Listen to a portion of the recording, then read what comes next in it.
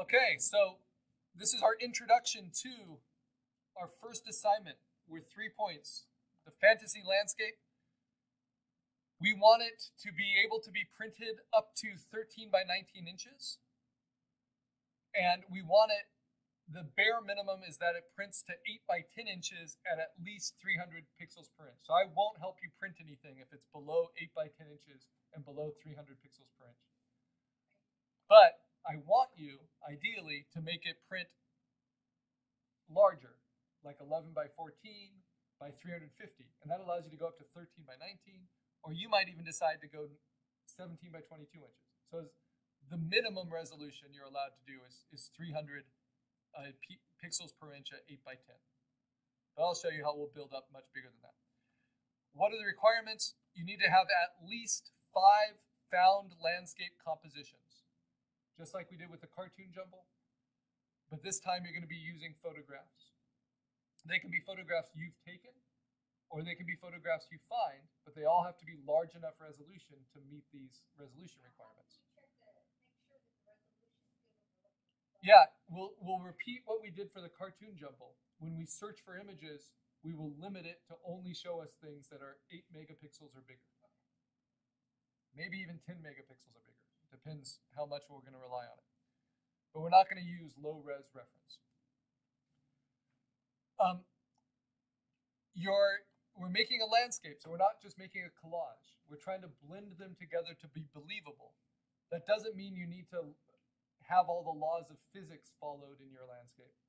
But it means that I shouldn't be able to tell where one of your references ends and the next begins. They should all work together into a believable image. And we are creating an environment. So I call it fantasy, and you might have really fantastic ideas, and you can do that with this project. You can mix machinery into your landscape. You can make mountains out of the fur of a yak, for this project. Or you can keep it pretty straightforward. I'm just going to make a really nice winter landscape for a Christmas card, using references I can find. But it will be a fantasy because it's coming from our own imagination. It can be natural, it can be urban, it can be something from the past and look ancient, it can look futuristic. You can make it all in outer space if you want. And that would be the easiest thing to do. But not necessarily easiest to make it look good, but the easiest in terms of making it believable, because things are just floating in outer space. So there's lots of things. How do you meet the requirements? You have to post something with your name to the right folder in the course photo bucket before or on the deadline that's given in your course outline as the critique date. And for us this semester, this assignment, that's September 18th. So 1 week from today. It's every bit as much a technical exercise as a conceptual one. So though I want you to have a great idea that you're excited about, we're going to be learning and practicing a lot of techniques to get it there. And it will be able to be improved after the fact. And I give you some tips here that might be meaningful. If you're getting stuck, you can look back at the assignment sheet. All right, in Photo Bucket, you have the ability to see past student examples, and you have the ability to see my past examples. Come on. And you just go to Digital 1 Assignments.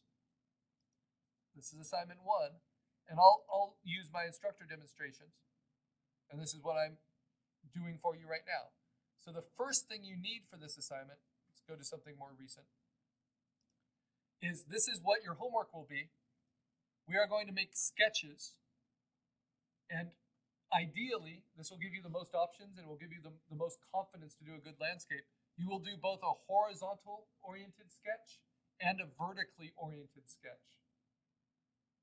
That, like a puzzle diagram, will show how you're going to blend different references together. But of course, you're going to have to find those references first. So you'll turn that in for your assignment when all is told, and then you'll turn in your finished composite. So that one's a vertical one, this one's a horizontal one. You're going to sketch a horizontal and a vertical. You'll only create one of them. Yeah. And it gives you an idea to think of using even sometimes the same elements in different ways to really have control over them. All right, so what's the first step? Well, we have to understand what fantasy landscapes are and what they're used for. So if I view this at full resolution,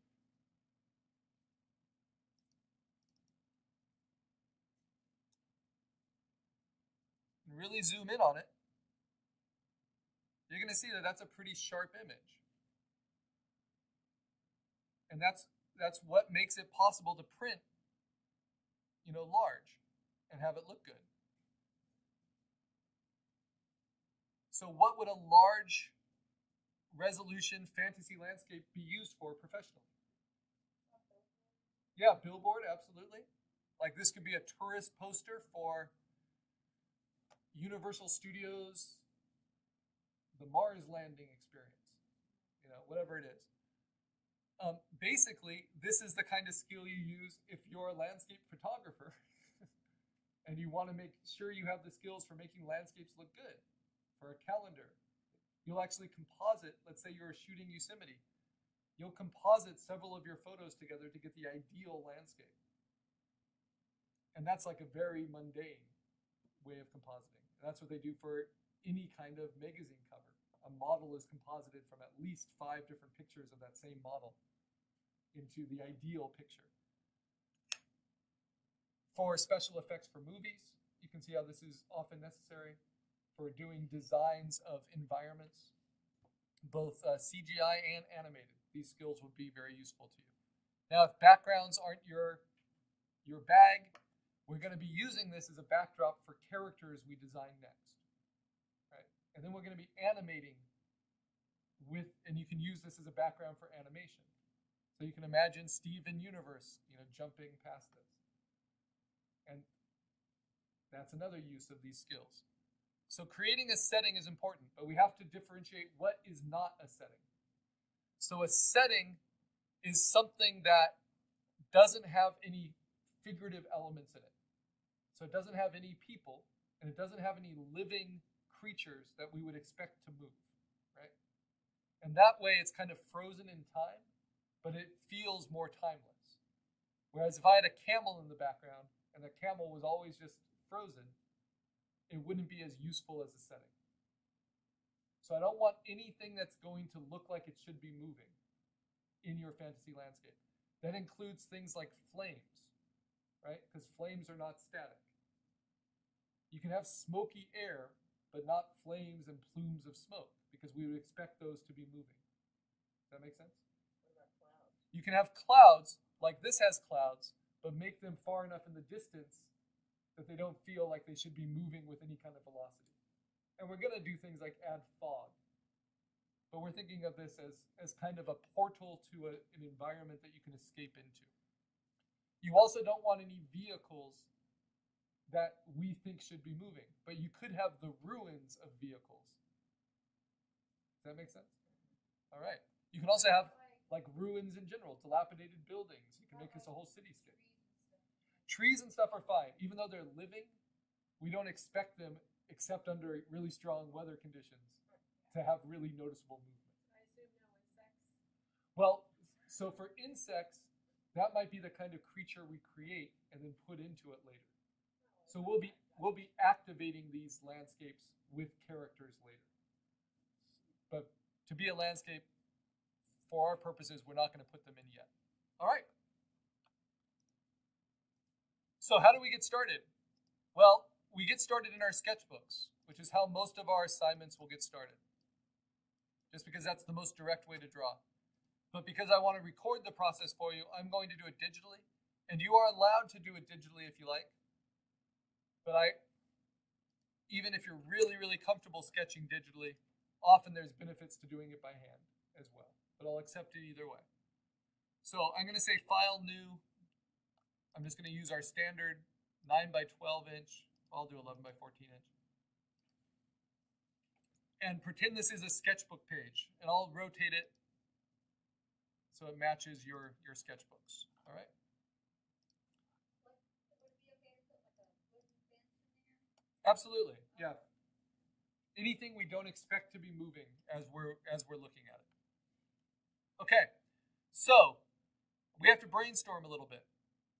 So what is our concept? So I'm going to treat this a little bit like an improv session. And instead of coming up with my own ideas, I want you guys to give me a weather condition. Night, stormy. Okay, night, stormy. So night is a time, right? A lighting condition. Stormy is kind of the atmospheric conditions. Okay, so someone other than Nayeli now, because she's had a lot of influence. What kind of temperature are we thinking? Is it Cold. Is it cold? Okay, is it cold and dry or cold and wet? Okay, cold, wet environment. Okay, and now how cold are we talking? Are we talking ice or are we talking chill? Okay, so chill, not iced. It's like a drink recipe. Okay, now we have different environments, right? Like ecosystems. So throw some out. It could be like jungle, it can be desert, it could be. I hear city with kind of an evil look in the eye. Because honestly, for fantasy landscapes, the hardest thing is to composite man-made things together. Because you have to match perspectives and lines of sight. So, and being the kind of wise ass that I am, if we do a city, I'm going to do like city ruins in the background or something. But front and centered city would be complicated and would be a lot of frustration I want to avoid. But it's possible. Yeah, so I'll say city elements.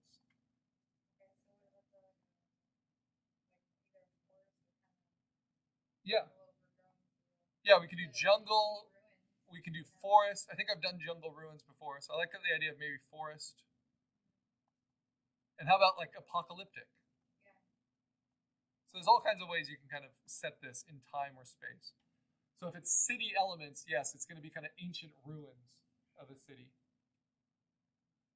We're going to use forest, which is not that easy because trees are a pain to select around. But, you know, we can do it. Desert, though. I love it when students say desert. It's nice and open. Okay, fine. Okay, is there anything else we need to know? Is this the planet Earth, or is this somewhere else? Okay, so we can say not Earth. So maybe we have different constellations in the sky, different planets, different kind of lighting, different kind of atmosphere. That might even go to a different type of gravity, right? And like floating elements. Whatever. All right. Now I'm ready to make my thumbnails. And thumbnails are called thumbnails because they're small sketches. And I want one that is horizontal, one that is vertical. You decide how thick they are, but one should be clearly horizontal, one should be clearly vertical. Well, of the same criteria. Yeah. Mm-hmm. Yeah, now you're gonna play with it, and you're gonna see because we're gonna inform this with different references. So I'm just rearranging my elements here.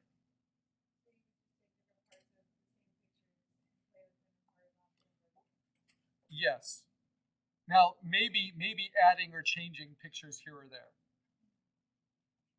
but trying to use the core of the same references. All right. So why is it so important that we establish kind of brainstorming your own concept before you even start to look for things? Because I don't want you to go to Google Images and search for fantasy landscapes, right? I want you to have an intention in mind. Like this is a studio, and I'm the art director, and I'm assigning you a certain type of fantasy landscape. But because that's overly directive, and I want you to have something for your own portfolio, you have to give yourself the assignment. So you have given me an assignment. Night, stormy, cold, wet, but not icy. It's not Earth. There should be some city elements in it. It should have some forest elements in it, and it should be apocalyptical. I don't think that's really a word, but I kind of like it. It is now. So, do I start drawing right away? What do you think? If this was an illustration assignment, right? Yeah, absolutely. Start drawing. Play, but this isn't really. This is a compositing from real photos assignment. So now I'm going to try to meet these intentions in a sketch in both formats. But in order to do that, I need to see what reference is available for me to